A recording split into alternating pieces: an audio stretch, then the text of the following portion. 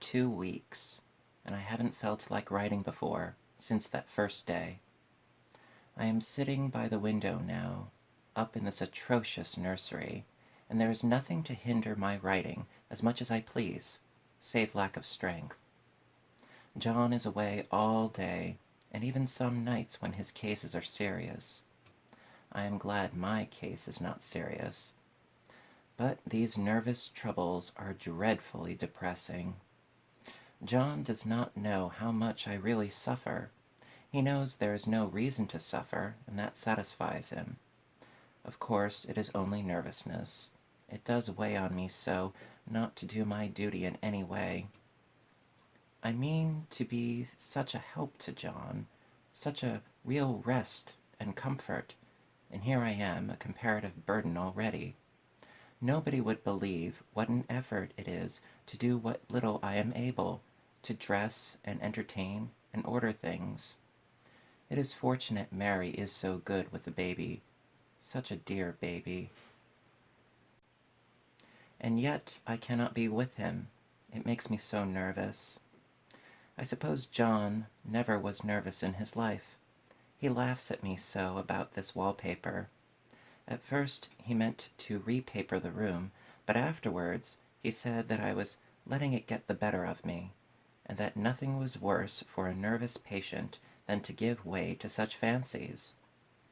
He said that after the wallpaper was changed, it would be the heavy bedstead, and then the barred windows, and then that gate at the head of the stairs, and so on.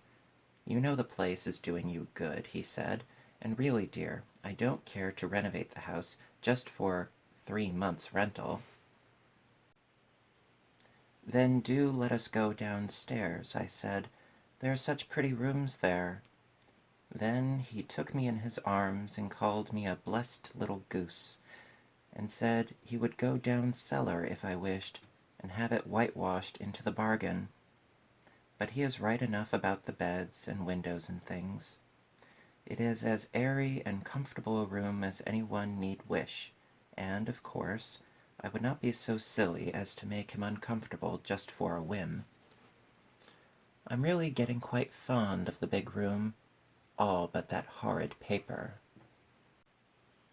Out of one window I can see the garden, those mysterious deep-shaded arbors, the riotous old-fashioned flowers, and bushes and gnarly trees.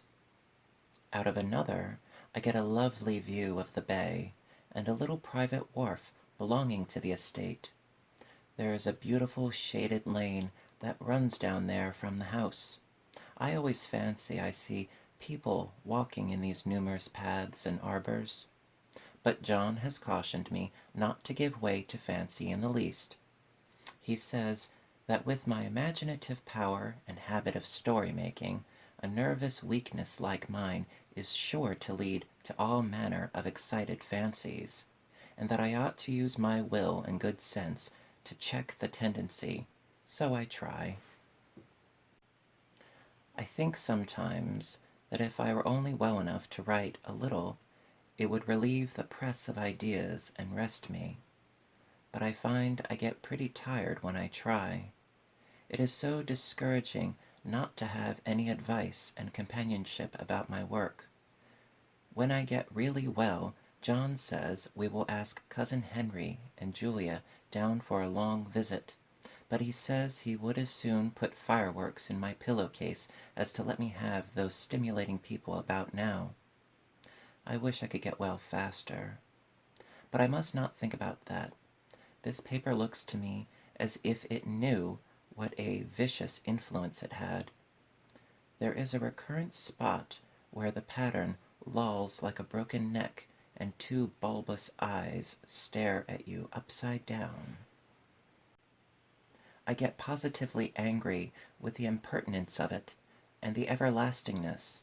Up and down and sideways they crawl, and those absurd unblinking eyes are everywhere.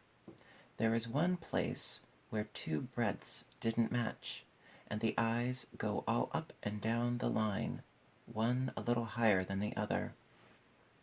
I never saw so much expression in an inanimate thing before.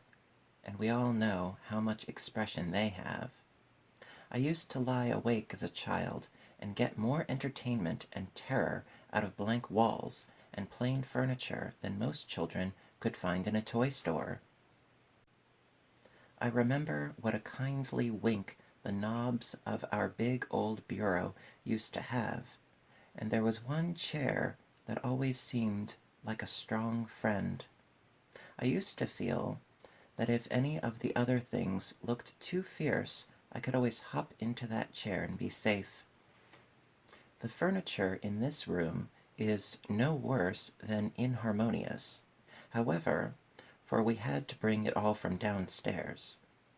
I suppose that when this was used as a playroom, they had to take the nursery things out, and no wonder. I never saw such ravages as the children have made here. The wallpaper, as I said before, is torn off in spots, and it sticketh closer than a brother. They must have had perseverance as well as hatred. Then the floor is scratched and gouged and splintered, the plaster itself is dug out here and there, and this great heavy bed, which is all we have found in the room, looks as if it had been through the wars. But I don't mind it a bit, only the paper. Here comes John's sister, such a dear girl as she is, and so careful of me. I must not let her find me writing. She is a perfect and enthusiastic housekeeper, and hopes for no better profession. I verily believe she thinks it is the writing which made me sick. But I can write when she is out, and see her a long way off from these windows. There is one that commands the road, a lovely, shaded, winding road, and one that looks just off over the country, a lovely country, too, full of great elms and velvet meadows.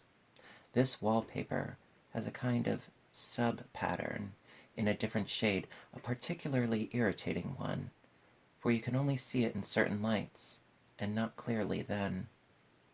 But in the places where it isn't faded, and where the sun is just so, I can see a strange, provoking, formless sort of figure that seems to skulk about behind that silly, conspicuous front design.